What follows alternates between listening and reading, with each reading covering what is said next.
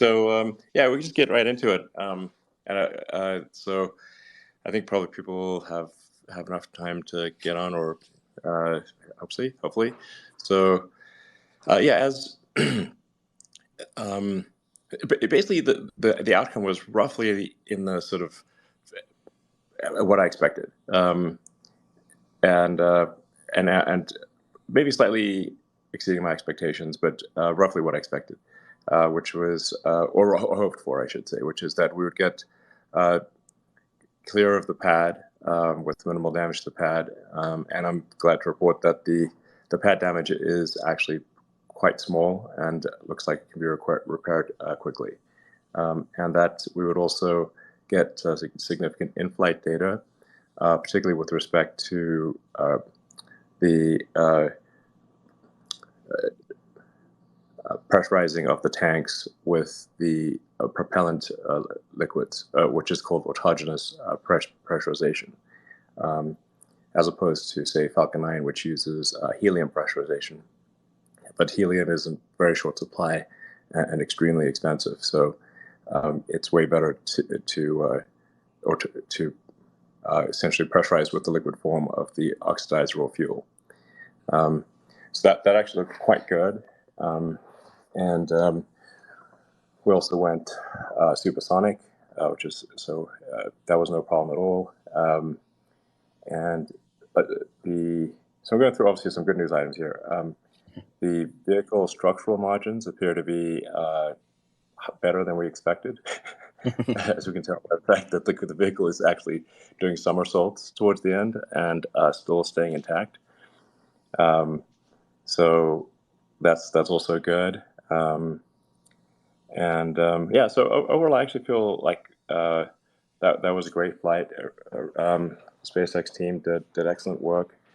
We made a lot of progress, and I think from a rocket standpoint and pad standpoint, we are probably ready to launch in 6 to 8 weeks. The longest lead item on that is probably requalification of the flight termination system, because we did initiate the flight termination system, but it was not enough it took way too long to rupture the tanks. So we need basically we need more detonation cord to unzip the tanks at altitude and ensure that they basically the rocket explodes immediately if there's if flight termination is necessary. So requalification of I'm just guessing here that requalification of the much longer detonation cord to unzip the rocket in a bad situation is probably the long lead item. What was the time lag? It was pretty long. I think it was on the order of 40 seconds-ish. So quite long. So now the rocket was in a relatively low air density situation, so the aerodynamic forces that it was experiencing would be less than if it was at a lower down in the atmosphere, and so the aerodynamic forces would have, I think, at a lower point in the atmosphere, aided in the destruction of the vehicle. And in fact, that's kind of what happened when the vehicle got to a low enough altitude. The atmospheric density was enough to cause structural failure. But I mean, this is obviously something that we want to make super sure is solid before proceeding with the next flight. Let's see. I'll go through a bunch of notables. So we actually at liftoff, there were 3 engines that we chose not to start, essentially, or that hit aborts. And so we actually lifted off with 30 engines, which is the minimum number of engines. Those engines did not explode, but they were just the system didn't think they were healthy enough to bring them to full thrust, so they were shut down. Then at T plus 27 seconds, engine 19 lost communications, concurrent with some kind of energetic event that liberated the outer heat shield from the engines 17, 18, 19, and 20 area. You can see this on video, actually. And by the way, if people have basically think that maybe something different from this occurred, that would be interesting to, because I know some people have looked very closely frame by frame at video, but this is the SpaceX best assessment after a week.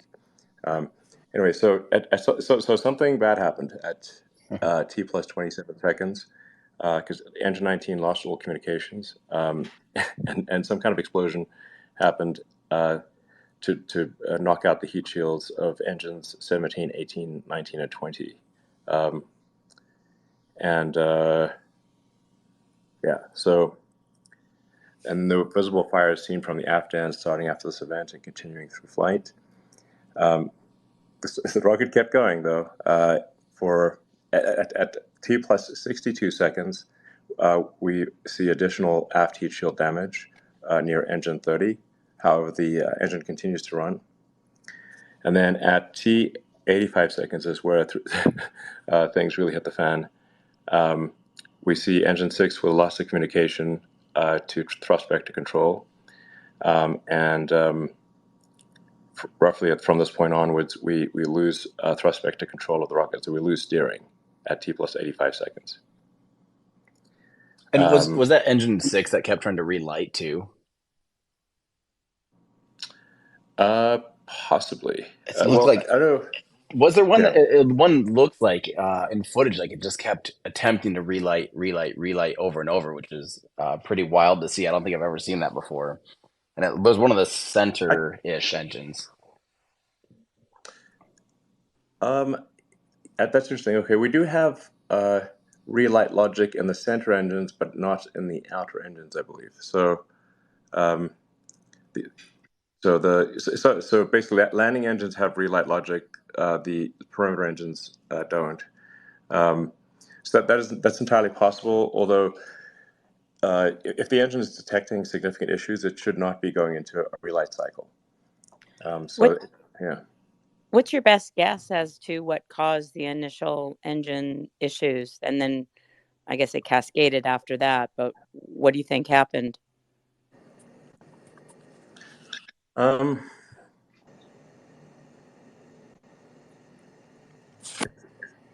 It's not. I think we don't know with certainty. Obviously, the rocket stayed on the launch pad for a while, and we did generate quite the rock tornado at the base of the vehicle. And our first guess would have been that the rock tornado would have caused potentially significant damage to the engines, but at least we do not see obvious. We actually weirdly do not see evidence of the rock tornado actually damaging engines or heat shields in a material way. But it may have, but we have not yet seen evidence of that. So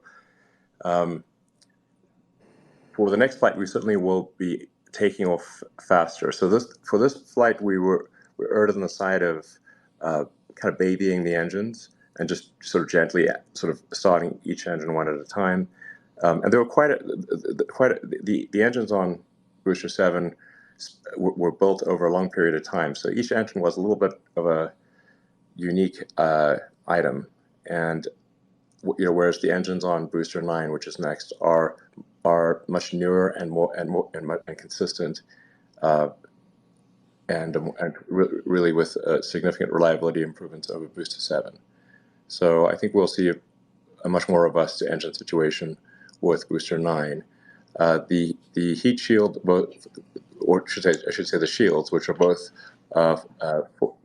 force and heat shields around the engines for Booster 9 are much better because they weren't retrofitted. For Booster 7, we kind of retrofitted heat shields, whereas Booster 9 is designed in, so they're much stouter.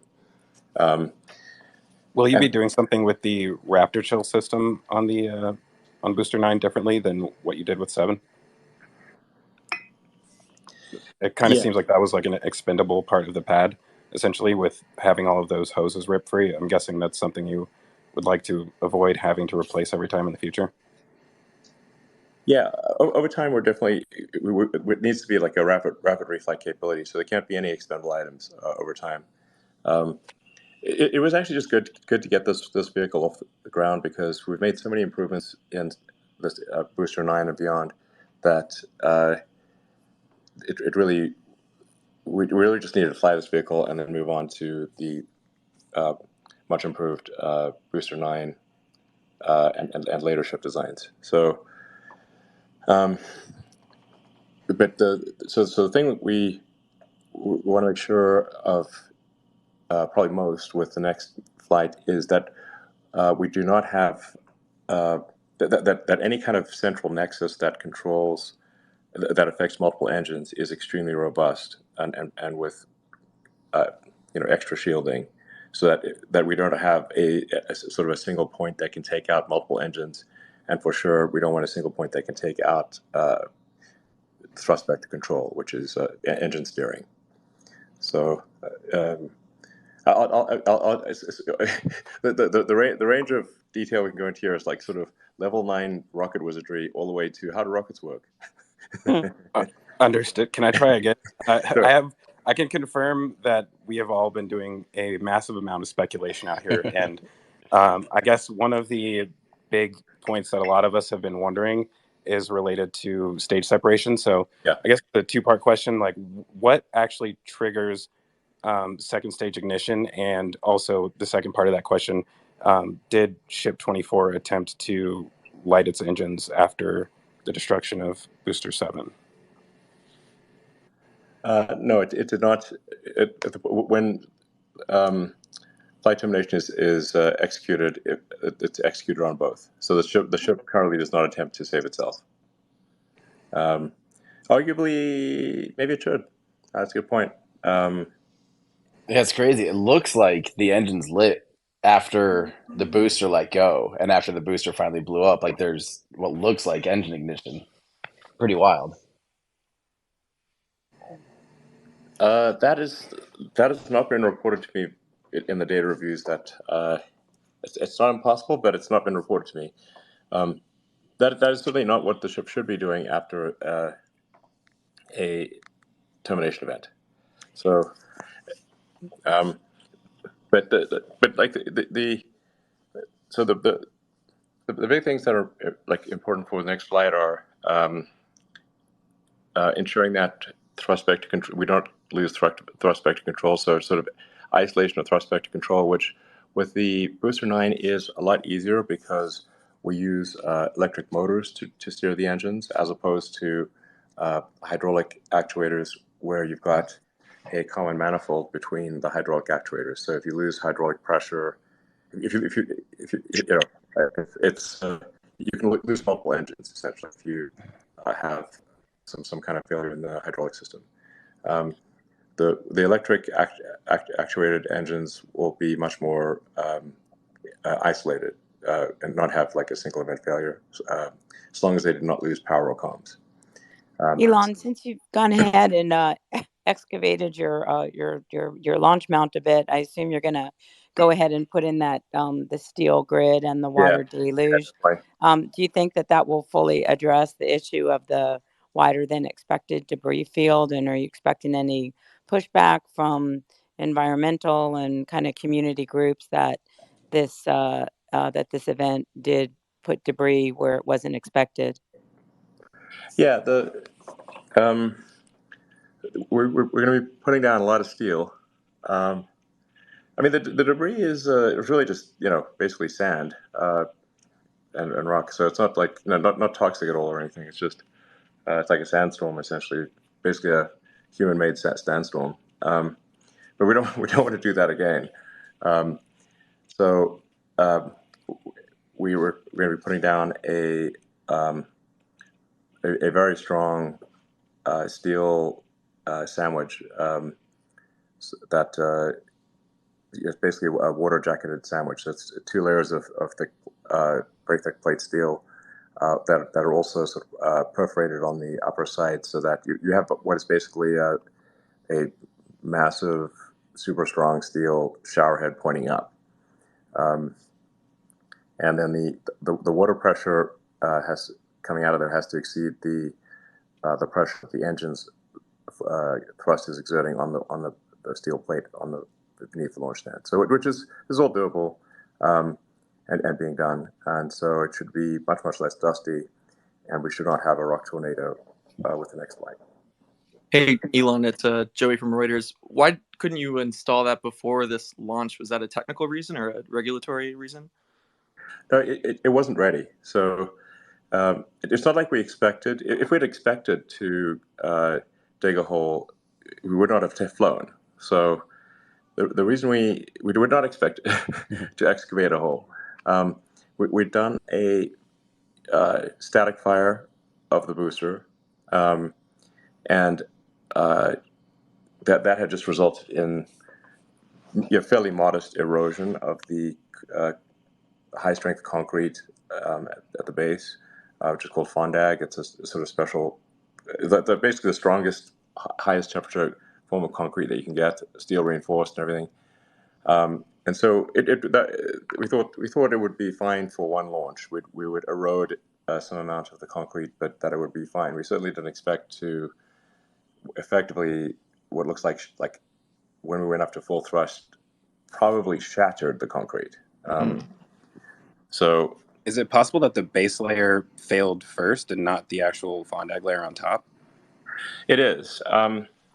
So we are getting into some amount of speculation here, but it's one of the explanations, and one of the more probable explanations is that when we went up to full thrust, that we may have compressed the sand underneath the concrete to such a degree that the concrete effectively bent and then cracked. That is a leading theory. But as I said, we definitely want to not have that gain, and fondag was never our long-term goal. We thought it would just be fine for one launch. We'd erode some fondag, just as we did with the booster static fire, and then for the next launch, we were going to put in the sort of the mega steel pancake. This thing's a beast. It's like. Why the steel pancake over like a flame trench or something like that? Well, you could do it either way, but there's different schools of thought there. The important thing is that you have a regeneratively cooled, wherever the flame is hitting, that is regeneratively and evaporatively cooled. So what you'll see is quite a big steam cloud, but not a dust cloud. So and we've run sims, both ways. And you could do it both ways, and they both work. The acoustic environment is worse with a flat plate, as you might imagine. But the payload is so far up in the, it's like, your payload is like 400 feet away from where the plume is impinging. So it's so far away that the acoustics are not that bad in the payload fairing. So we don't have to worry too much about it being too loud in the payload fairing. So it can be done either way, but this is one way, and we're pretty confident this will work. And we're going to extend the steel out beyond just underneath the rocket, because we want to make sure we don't sort of dig up concrete elsewhere. And then we're going to connect the load of the sort of the massive steel sandwich underneath the launch pad into the launch mount legs. So it can take that load in tension, as well as compression. So anyway, I think we feel pretty good about that. You'll see it come together in the next month or so. but like I said, that actually that does not currently appear to be what prevented the rocket from getting further than it did. There was there appears to be perhaps a flame path somewhere within the vehicle structure that, as some of the engines failed, there may be it would appear to be like a flame path to a piece of avionics or control system that knocked out the thrust vector control. So, once you knock out thrust vector control, the rocket no longer has steering authority. What things do you think went better than you expected, and what things went worse than you expected?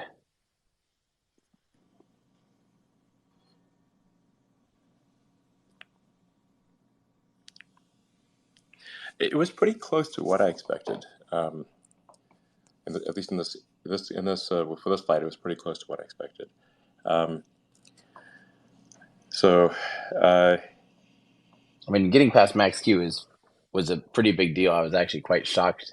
I don't know why. The fins and the flaps up front and all that stuff, especially starting to lose control authority with TVC going out, that was pretty impressive. The thing just kept, chugging along and punching right through. So that was my big one. If it made it through max Q, I was going to consider that a pretty big milestone for sure. Yeah, definitely. That's for sure an important milestone. And it got pretty close to stage separation.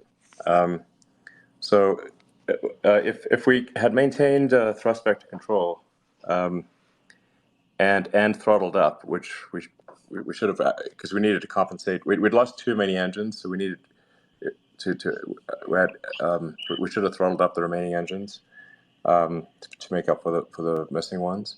But if we'd not lost, if we'd throttled up the remaining engines and maintained thrust vector control, we would have made it to staging, which would be cool. So, that's our goal for the next flight is make it to staging and hopefully succeed in staging and get to orbit. So I think we've got a decent shot of getting to orbit with the next flight. Did the booster command separation, like, did it actually try letting go of Starship and it just couldn't because of something, or did it not even get that far in the program? No, unfortunately, did not get to the point where it would do separation. And one could argue that at the point at which the booster is kaput, the ship may as well just take off and keep going. But the problem is that we have a very precise targeted entry point in the Pacific. Mm-hmm. So the ship really wouldn't have the delta velocity, the capability of reaching that target point. Yeah, so even if you wouldn't want it re-entering over Africa or something and then just touching down randomly. Right. Yeah, exactly. So, so it would only be worth really starting the ship if the ship is able to complete its mission and reach its targeted landing point just west of Hawaii. Elon, would you change the flight profile all, and what would you have to do to actually reach orbit as opposed to the 146 miles that this one seemed like that would have been the max altitude? Yeah, well, yeah. So orbit's mostly about velocity rather than altitude, but I'd say I think we've got a better than 50% chance of reaching orbit on the next flight. So I'd say that my expectation for the next flight would be more likely to reach orbit than not. And are you actually are you going to be attempting orbit or like doing the same profile of re-entering over Hawaii and that whole thing? Yeah, we're just going to do a repeat basically. Cool. So the goal of these early missions is just information. Like, we don't have any payload or anything. It's let's try to learn as much as possible, so that's why I would consider this to be a success, because since the goal of the flight was to learn a lot, and we learned a lot, I would characterize it as a success. Obviously not a complete success, but still nonetheless successful. And I always want to frame the difficulty of this with respect to the sort of Soviet Union, Warsaw Pact rocket developments of the past, for which I have a lot of respect. Back when Russia and Ukraine were working together, they did great stuff in space, I have to say. Yeah, definitely. Maybe one day they can return to that. It's much more productive. The N1 program is always worth. I always recommend people read the history of the Soviet N1 program, which was the competitor rocket to the Saturn V, U.S. Saturn V moon rocket. And that's a point you're talking about, late 60s, early 70s, where the Soviets were really at their A game. I mean, they were just really fantastic. They had A+ players. It's fair to say that their motivation was maximized. Success means you're a hero of the Soviet Union. Failure, you're probably going to the gulag. So A+ players, maximum motivation, and still the N1 failed. It never reached orbit. So that's a team for one. You really have to have a tremendous amount of respect for the N1 team, and they did not succeed. Well, and it didn't help that Glushko never wanted that thing anyway. He wanted his own. He wanted his own mega rocket. And then once Korolev died, it was game over for that poor thing. I mean, the Soviet Union certainly suffered a massive loss with Korolev dying. He was their sort of von Braun, basically. So that Korolev was awesome.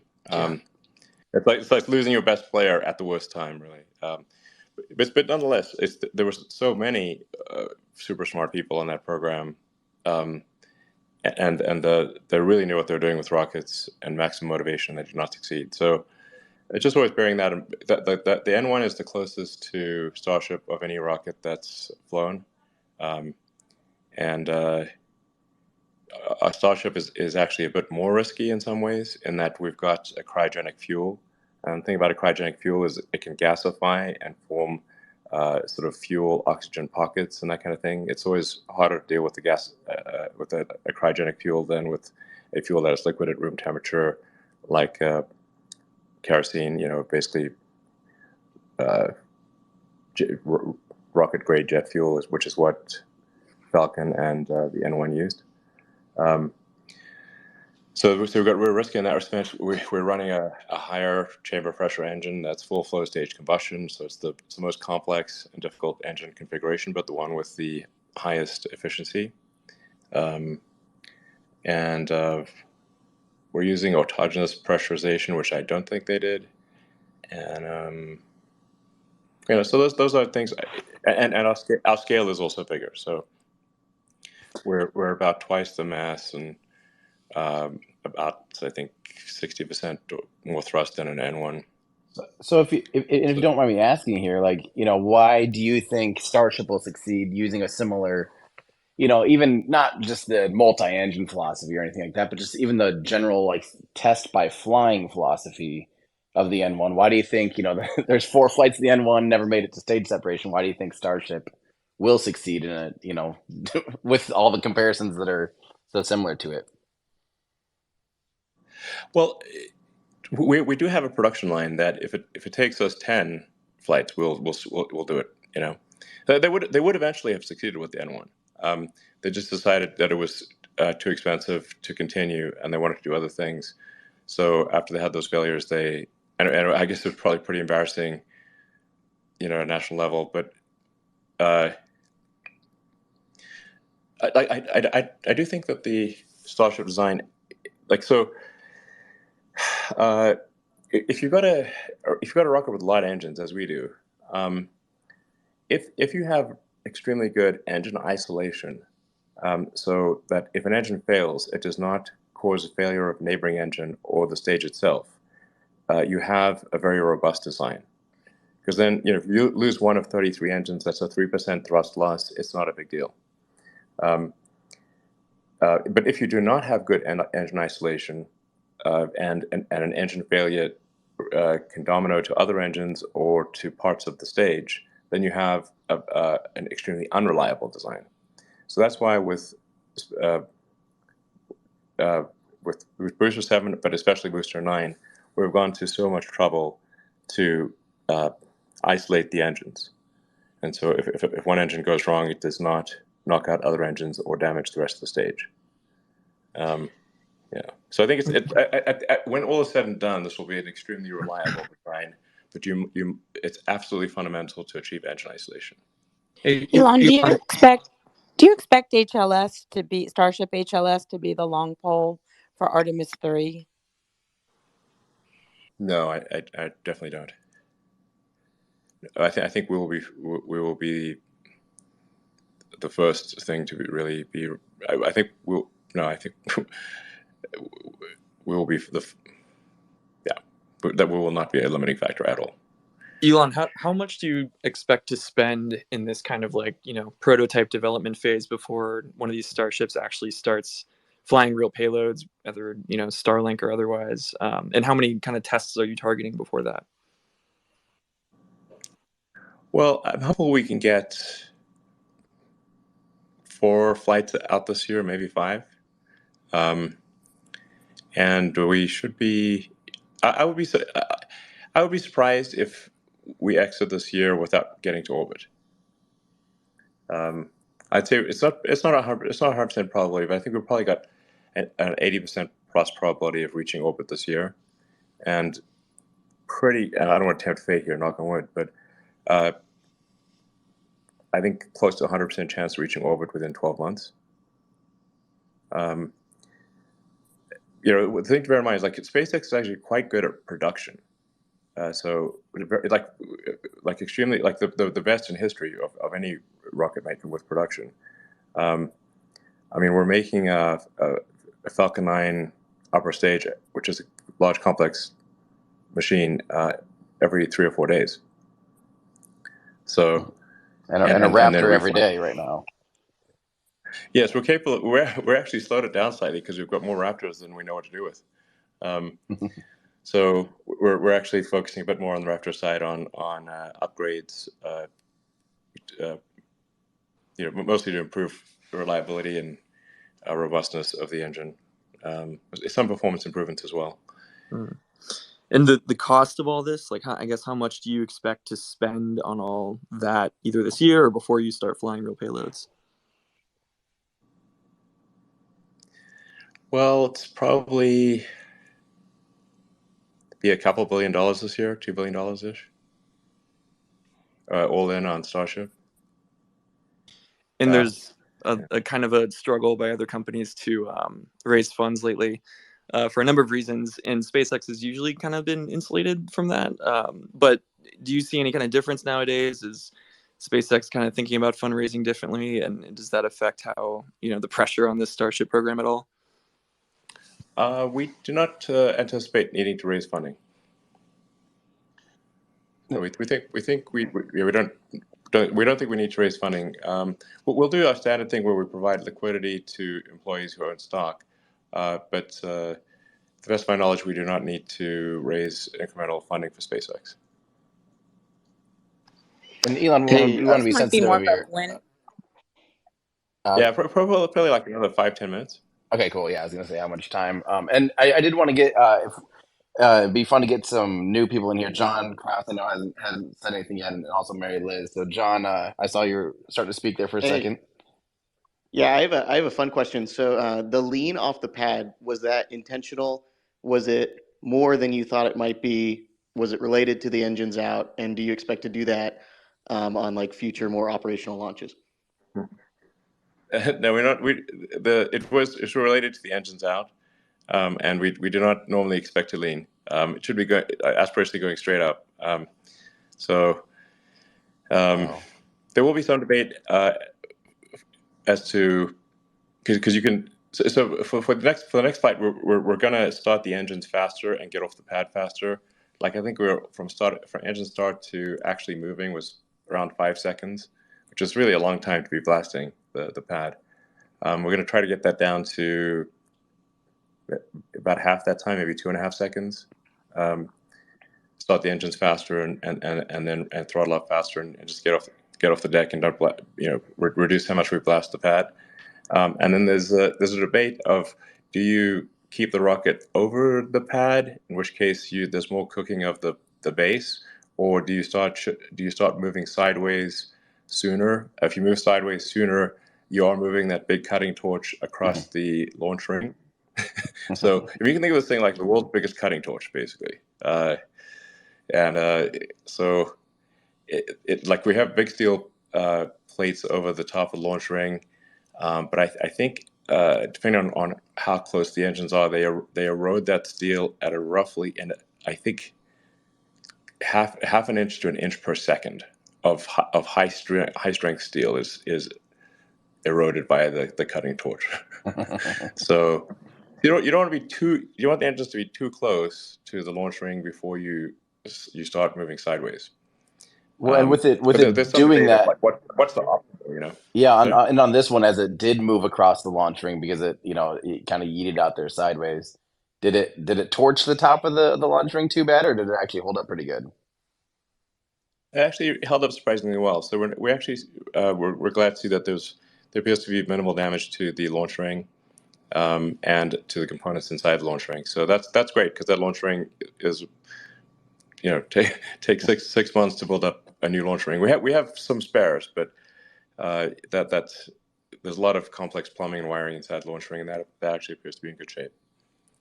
Hey, I just had one quick question. Speaking of that launch ring, kind of like liftoff conditions topic, why couldn't you wait like a month to install that steel plate for it to be ready? Why launch before that's ready?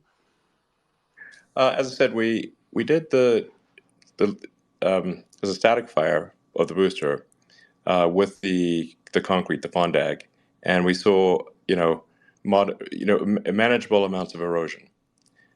So we thought the launch would have increased erosion, but would not smash the concrete.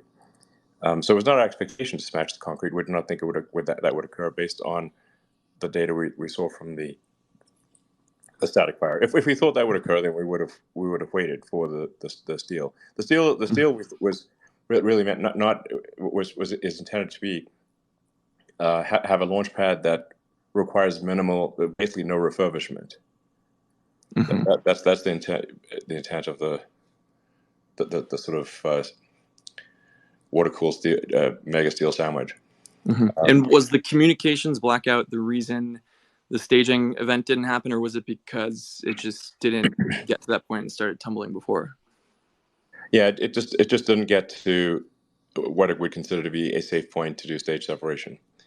Now I should point out, like, stage separation itself is a dodgy thing, and many a rocket in the past has failed at stage separation. So we're putting a lot of attention on, like I like I said, I don't want to get too confident, but I feel like we're really quite likely to get to stage separation with the next flight. And so then we want to make sure that we actually execute the stage separation, because it is different from Falcon. So that's, we want to get through that stage separation, light the ship, and complete almost a full orbit. It's actually got the delta velocity is almost identical to orbit, but so we actually could send it to a decently good orbit, but we want to test the entry system of the ship. So test the ship heat shield in the high. So get to orbit, and then ideally deorbit with the ship, so we can test how well the heat shield works for the ship portion of the vehicle. Yeah. Let's grab one more, Mary Liz Bender. Hey. Actually, Mary Liz Shalinsky. Sorry. Yeah, I need to figure out how to change my handle here. Elon, that launch was so epic. I don't know how you felt in mission control. Maybe you were nervous and paying attention to data, but for the rest of us that have witnessed, years and years of Falcon launches and many other launches, I think it's safe to say that was the most epic launch of them all, and I hope you got a chance to really enjoy it. I was actually wondering about that moment in the room with your team, or maybe for you personally. Like, how did this compare to the other firsts that you've gone through in the Falcon program with Hopper? Like, how did you feel? Yeah, no, I was very excited. I thought the SpaceX team did amazing work. And this is really one of the hardest technical projects that humanity's ever done. I mean, if you say like fully reusable, humongous rocket, fully and rapidly reusable, reliable rocket that of unusual size.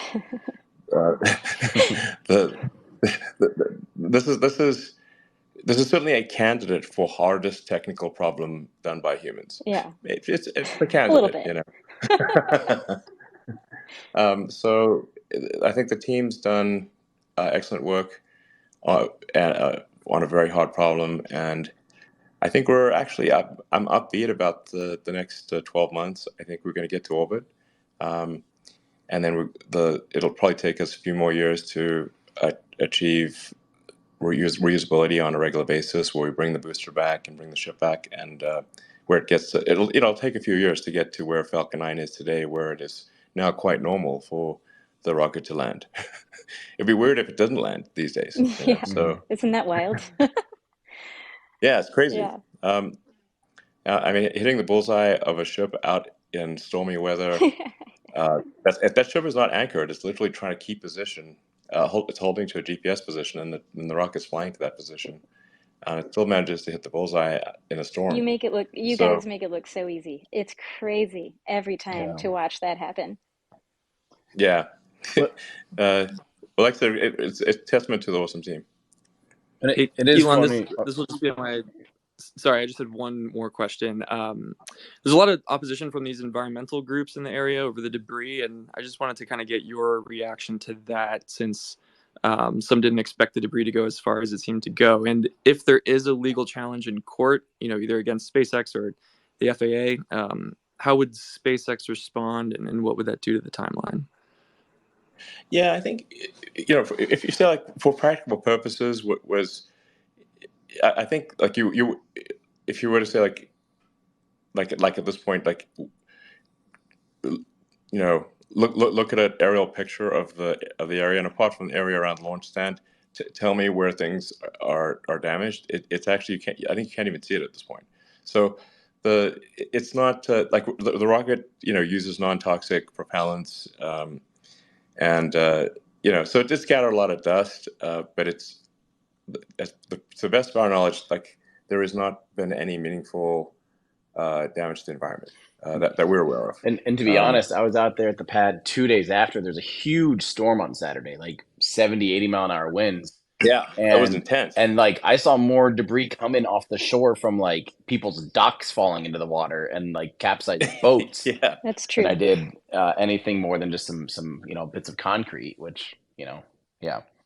Yeah, I mean, to exceed the damage done by a hurricane is quite difficult. Hurricanes, nature, the power of nature is immense compared to we are still feeble compared to the power of nature. A little tiny miniature hurricane.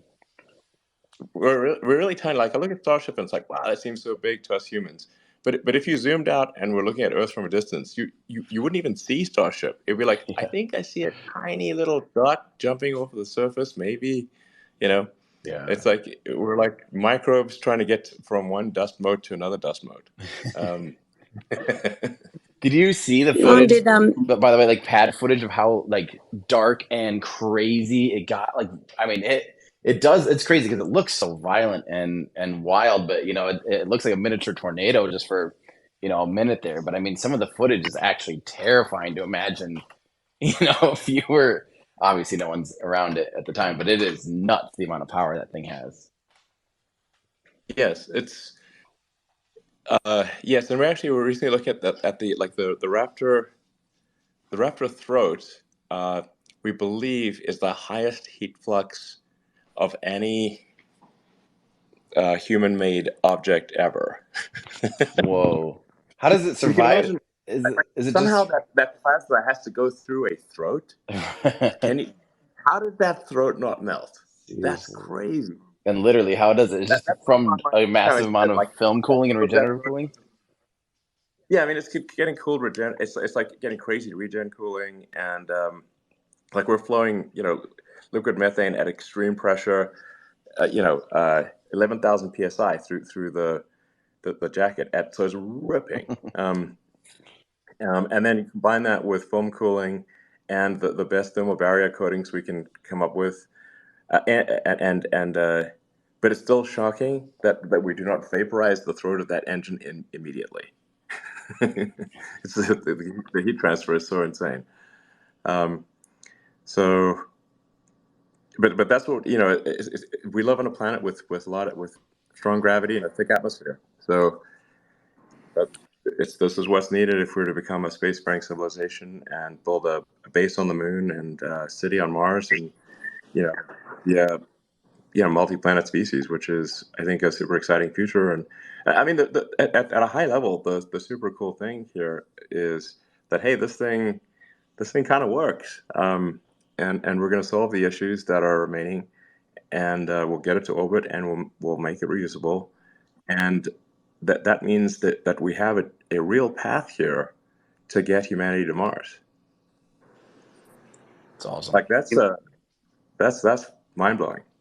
Elon, I want to let other people talk here, but I did want to say, just on behalf of all of us, that the production work that you guys put on, like the actual show, we all greatly appreciate it. I think that was like one of the most amazing launch coverages I've ever seen, and I think a lot of us were like hoping that you guys were going to give us cool angles, and you guys by far exceeded the expectations. So I greatly appreciate that, and I think everybody else does as well.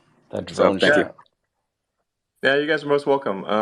And I just want to say, super appreciate your support, and always looking for critical feedback and stuff.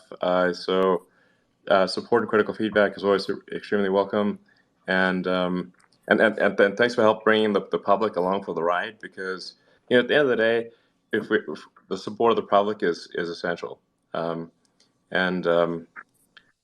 it's also about inspiring the public. There are all these like things in the world that are reasons to be like sad about the future, and say like but there's got to be things that you wake up in the morning and inspire you, and just be excited about the future of life, and this is one of them, and you guys are key to conveying that to the public. So thank you.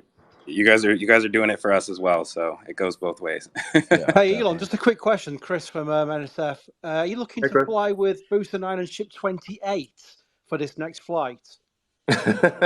Are you still deciding that one? Because I know 25's at Macy's, isn't it? I don't know if you're going to go with 25 or 28.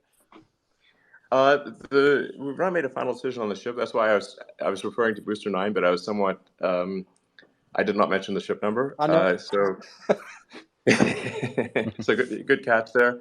I think we'll probably make that decision this week. But I think we do want to bet on success, in the sense that if we get to orbit, it would be super helpful to try a deorbit and see how well the ship heat shield works. And because we need to maintain control in hypersonic high heating regime, then get through transonic, and then maintain control all the way through a very wide array of Mach regimes. And so the vehicle actually behaves differently, with radically different heating and force at the various coming back from like roughly Mach 23 to 0. So we do. I think we want to have that option. So I think we'll put a ship on that gives us that capability. But we haven't decided exactly which ship number it should be. Hey, Elon, this is Michael Sheets at CNBC.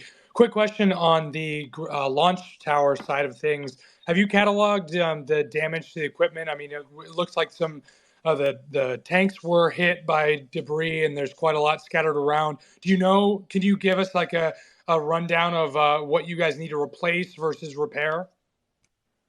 We're going to be replacing a bunch of the tanks in the tank farm. But these are tanks that we wanted to replace anyway. we're going with more of the vacuum jacketed kind of giant hot dog looking tanks as opposed to the vacuum jacketed giant hot dog tanks. So those are in the best shape, and those are what we want anyway. So some of the tanks will be probably removing and replacing with the hot dog tanks. The tower itself is in good shape. We see no meaningful damage to the tower, even though it did get hit with some pretty big chunks of concrete. And then like I said, we'll be installing the big water jacketed steel sandwich thing under the pad, doing final prep on the next booster and ship. And hopefully be ready to fly again in a couple months. Once again, excitement guaranteed, success is not. But I do think I'm cautiously optimistic. Like I think we've got a better than 50% chance of reaching orbit. So that would be incredibly exciting. Is that steel plate the only thing that you guys are implementing to reduce the amount of debris that gets everywhere, or are there other fixes that you're considering to fix that? There's a bunch of other things we're doing. There's going to be a lot of steel plating, so not just directly underneath the rocket, but also extending beyond that, and also tying the whole structure in together with the legs, those legs go down very, very deep. And then just in general, we want to have a launch pad that over time requires no refurbishment between flights, and that means obviously not throwing out chunks of concrete. Rapidly reusable rockets and reusable launch pads. Exactly. Yep. Totally. On the launch side itself, it looks like it kind of slid a little bit off the pad instead of going like straight vertical like Falcon does. Was that part of the profile, or was that because of the engine failures? That's because of engine failures. Yeah. So, all right, I better sign off now. But I'll do another update. Once we've resolved some of these questions, like the exact configuration of the next flight, and the